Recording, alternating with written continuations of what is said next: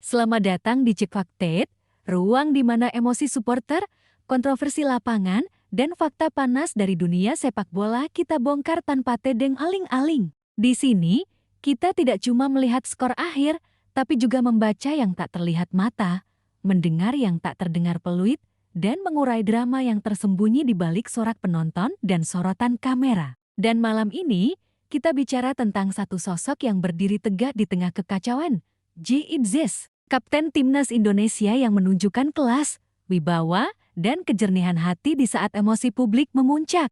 Dalam situasi di mana botol-botol melayang, wasit kontroversial, dan pemain lawan sibuk berguling di tanah, justru seorang pemain bertahan Eropa berseragam Garuda yang menjadi penentu arah suasana. Pertandingan Indonesia vs Irak dalam putaran keempat kualifikasi Piala Dunia 2026 zona Asia. Minggu dini hari 12 Oktober tahun 2025 seharusnya menjadi laga hidup mati penuh harapan. Timnas Indonesia datang dengan tekanan berat setelah kekalahan dari Arab Saudi di laga pertama. Kemenangan adalah harga mati, tak ada negosiasi. Sementara Irak, yang datang dengan kepercayaan diri tinggi, menjadikan pertandingan ini sebagai batu loncatan pertama mereka. Dua tim, dua ambisi, satu arena panas di Jeddah. Sejak peluit babak pertama dibunyikan, Indonesia tampil dominan. Penguasaan bola mencapai 56%. Garuda menunjukkan keberanian, keyakinan, dan niat menyerang. Patrick Kluivert menurunkan skema permainan yang menekan sejak fase build-up. Umpan-umpan pendek, rotasi cepat, overlapping dari flank, dan penetrasi dari lini kedua terlihat berkali-kali membuka celah Irak. Tapi semua dominasi itu seperti terbentur dinding tak kasat mata. Momen-momen emas yang seharusnya bisa jadi gol selalu patah oleh kedisiplinan Irak dan kurang tajamnya eksekusi. Irak tak banyak menguasai bola, tapi mereka bermain seperti predator sabar. Skema counter-attack mereka efektif, langsung menusuk begitu bola direbut. Dan pada menit ke-76, satu kesalahan kecil menjadi malapetaka besar. Zidane Iqbal, dengan tembakan keras dari luar kotak penalti, berhasil membobol gawang Maarten Paes. Satu tembakan, satu gol, satu tusukan yang mematikan. Saat Indonesia mencoba bangkit, justru Irak mengubah wajah pertandingan menjadi teater penuh trik. Drama guling-guling mulai bermunculan. Kontak ringan dianggap hantaman. Gesekan kecil dibalas dengan jatuh berputar-putar. Setiap kali pemain Indonesia mendekat, pemain Irak seperti tiba-tiba kehilangan keseimbangan. Taktik ini bukan hal baru dalam sepak bola. Banyak tim yang memakai strategi time wasting dengan aktor-aktor lapangan yang menjual luka fiktif demi mengulur waktu. Tapi malam itu, di tengah tensi tinggi dan wasit yang lambat menegur, aksi teatrikal Irak seperti disiram bensin di atas bara emosi supporter Indonesia. Menit ke-80 suasana makin panas. Setiap pemain Irak yang menyentuh rumput dan berguling lama, setiap detik yang terbuang dari jam pertandingan menambah detak jantung dan kekesalan dari tribun. Hingga sekitar menit ke-85, klimaksnya terjadi. Supporter Indonesia yang memadati sisi stadion melihat drama demi drama tanpa hukuman tegas. Dan ketika satu lagi pemain Irak menjual jatuhnya seakan ditabrak kendaraan, batas kesabaran pun pecah. Botol-botol air mineral melayang dari tribun menuju sisi lapangan. Tidak hanya satu atau dua, tapi cukup banyak untuk membuat wasit menghentikan pertandingan. Garis batas emosi telah terlampaui. Para ofisial pertandingan panik. Pengawas pertandingan langsung dipanggil. Pemain Irak menoleh dengan tatapan takut tapi menang, seakan drama mereka mendapatkan bonus panggung. Dan di momen genting itulah, sesuatu yang tak banyak orang perkirakan terjadi. J.I. Zes, bek Sassuolo yang mengenakan ban Kapten Timnas Indonesia, bergerak maju seperti seseorang yang tahu apa yang harus dilakukan sebelum orang lain sempat berpikir. Ia tidak menunggu instruksi, tidak menoleh ke bangku cadangan, tidak berteriak ke wasit. Ia langsung mendekat ke tribun penonton Indonesia. Sosoknya berdiri di batas lapangan dengan wajah serius namun tenang. Ia mengangkat tangannya, membuat gestur yang sangat jelas. Berhenti, diam, tahan diri. Di tengah amarah kolektif, di tengah sorakan dan lemparan, J.I. Zes berdiri sebagai dinding penenang. Ia menggerakkan kedua tangannya perlahan, memberi sinyal bahwa perilaku itu justru akan menghancurkan tim sendiri. Visual itu kuat. Kapten yang bukan asli Asia Tenggara, bukan pemain yang sejak kecil dibesarkan di atmosfer supporter Indonesia, justru menjadi sosok paling sadar akan konsekuensi. Emosi di tribun tak langsung padam, tapi seakan tersiram air dingin. Beberapa supporter berhenti berteriak. Beberapa tangan yang tadi siap melempar botol mulai turun. Fokus kamera televisi menyorot aksi itu. Jay Idzis bukan hanya bicara lewat suara, tapi lewat bahasa tubuh yang mudah dimengerti bahkan dalam jarak puluhan meter. Tak berhenti di situ. Saat botol-botol terserak di tepi lapangan, Jay tidak hanya berteriak menyuruh berhenti.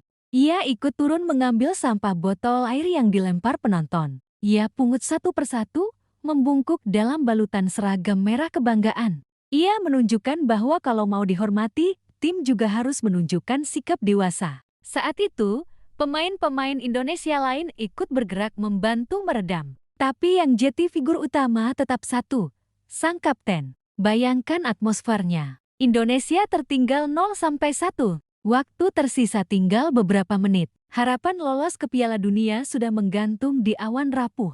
Wasit kontroversial, lawan mengulur waktu, dan publik terbakar amarah. Itu adalah situasi paling mudah untuk kehilangan kepala. Tapi justru di tengah kobaran itu, Jay Idzis menunjukkan kelas yang tak bisa diajarkan dalam kursus kepelatihan, tak bisa dipaksakan dalam naskah motivasi. Itu lahir dari keberanian, empati, dan kejernihan berpikir. Keputusan wasit untuk menghentikan pertandingan sementara jadi momen penilaian.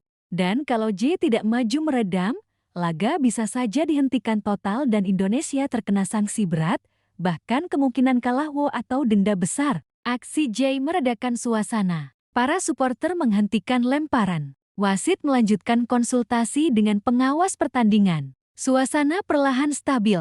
Pemain Irak kembali berdiri mungkin dengan naskah drama mereka yang tertunda. Tapi tensi udara sudah sedikit turun, bukan karena wasit, bukan karena aparat, tapi karena satu gesture dari satu kapten. Setelah pertandingan berlanjut, Indonesia mencoba menyerang. Tapi waktu terlalu sedikit dan mental sudah tergerus. Tekanan yang seharusnya dilampiaskan di depan gawang lawan sempat terbagi ke emosi terhadap wasit dan drama Irak. Sampai peluit panjang dibunyikan, skor tak berubah. Irak menang 1-0.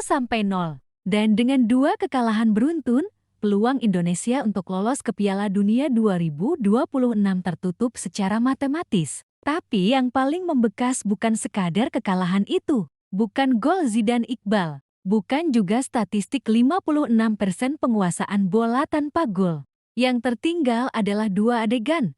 Pemain Irak yang striker di rumput dan supporter Indonesia yang kehilangan kesabaran. Sampai seorang kapten baru muncul memutus rantai kekacauan. Aksi Jay Idzis malam itu menjadi pembeda. Banyak kapten di dunia hanya tahu memimpin pemain, tapi tidak banyak yang bisa memimpin amarah massa. Dan Jay mungkin tidak pernah menyangka karirnya di timnas akan membawanya pada momen menegangkan seperti itu. Tapi ia tidak lari. Ia tidak bersembunyi di balik pemain lain. Ia maju. Dari sudut pandang psikologis, apa yang dilakukan Jay memperlihatkan kecerdasan emosional tingkat tinggi. Ia tahu bahwa jika supporter terus melempar, pertandingan bisa dihentikan total. Ia tahu kamera dunia sedang menyaksikan. Ia tahu FIFA bisa menjadikan insiden itu sebagai dasar hukuman. Dan ia tahu bahwa citra Indonesia bisa rusak. Ia membaca situasi dengan tepat. Aksi itu membuat publik luas di Indonesia memberikan respek. Di media sosial, videonya viral. Banyak komentar menyebut Jay sebagai kapten sejati, pemain yang paling waras, hingga calon legenda mental. Bahkan beberapa fan yang sebelumnya meremehkannya kini balik mengacungkan jempol. Padahal jika dilihat dari sisi teknis, Jay dalam pertandingan tersebut juga bekerja keras di lini belakang. Ia berduel lewat udara, memotong counter Irak, dan menjaga organisasi defensif bersama rekan-rekannya. Tapi yang mencuri perhatian bukan tackle atau sapuannya, melainkan adab dan sikapnya. Dan di sepak bola modern, sikap bisa lebih kuat dari gol. Mari kita tarik mundur sejenak pada konteks pertandingan. Irak sejak unggul memang memainkan strategi delay dengan kombinasi teatrikal kelas tinggi. Setiap benturan seolah patah tulang. Setiap sentuhan jadi alasan berguling 5 kali. Graham Arnold, pelatih mereka, tahu bahwa menjaga keunggulan lebih penting daripada tampil atraktif. Dengan wasit yang tak agresif dalam memberi kartu untuk ulur waktu, mereka leluasa memainkan sandiwara. Publik Indonesia yang terbiasa dengan atmosfer sepak bola penuh semangat menganggap itu sebagai bentuk pengecut. Dan ini diperparah oleh kontroversi wasit sebelumnya saat melawan Arab Saudi, membuat supporter sudah dalam keadaan sensitif. Apalagi tensi politik sepak bola Asia kadang dirasa tidak berpihak. Campuran marah, frustasi, dan rasa tidak adil itu akhirnya meledak pada menit ke-85. Tapi andai tidak ada intervensi dari Jay, semua bisa berakhir lebih buruk.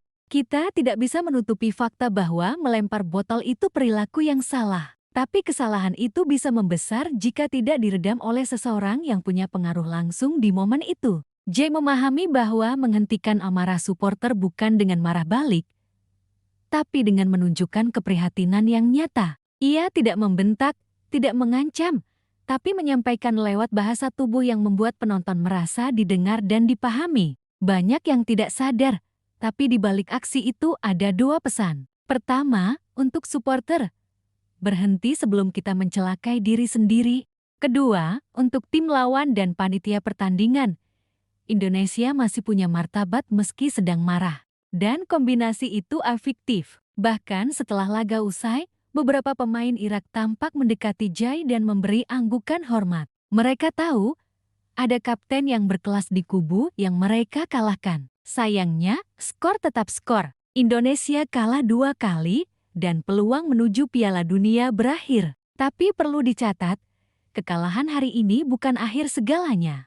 Justru dari momen seperti ini, karakter tim dan supporter diuji, dan kehadiran sosok seperti Jay bisa menjadi pondasi baru untuk membangun citra tim nasional yang matang, bukan hanya emosional. Euforia, kritik, dan spekulasi soal masa depan timnas mungkin akan mendominasi pemberitaan setelah laga. Patrick Kluivert akan dikritik karena tak bisa memanfaatkan dominasi. Maarten Paes akan dianalisis karena gagal mencegah gol luar kotak penalti. Para striker akan ditanya kenapa tak ada gol dari semua peluang. Dan wasit akan disentil oleh jutaan suara di internet.